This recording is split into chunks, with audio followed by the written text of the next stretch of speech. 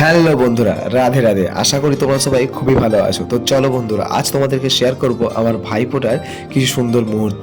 সত্যি বলতে এই ভাইফোঁটা আমার কাছে খুবই স্পেশাল, কারণ এই দিন আমার ঘরে আসে আমার চারজন বোন, কিন্তু দুর্ভাগ্যবশত এইবারে একজন বোন আসতে পারেনি, খুবই দরকারে বা প্রবলেমে তিনি ফেসে গিয়েছিলেন বলে। তো বাকিরা তিনজন এসেছিল। তো দেখতেই পাচ্ছ বন্ধুরা, প্রথমেই আমার এই বোন, এই সবার থেকে ছোট বোন, যে কিনা আমাকে ভাইফোঁটা দিতে শুরু করেছিল এই বছর প্রথমে। তো এই বোনের কাছে অনেক কিছু ভাইফোঁটা স্পেশাল মিষ্টি অনেক এনেছিল, তো সেগুলো আমি আমার পছন্দের মতো করে খেলাম এবং এই বোনও আমাকে মন ভরে সেগুলোকে খাওয়ালো। এরপরে আসে আমার বড় দিদি, যিনি সম্পর্কে সবার থেকে বড়। তো দিদিও আমাকে ফোঁটা দিয়ে সমস্ত নিয়মকানুন অনুযায়ী ফোঁটা দিল এবং তারপরে সেও আমাকে কিছু মিষ্টি মুখ করালো। তো দেখতে পাচ্ছ, এরপরে আসে আমার ছোট বোন, অর্থাৎ আমার ছোটদি।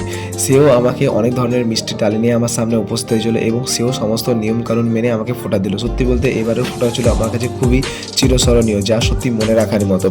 এরপর আছে আমার ভাগ্নির পালা। এই হচ্ছে আমার ভাগ্নি, যে কিনা আমার ছোট বোনের বোন, আর এখানে আছে আমার তিনজন ভাগনা, যে কিনা আমার বড় বোনের তিনজন ছেলে।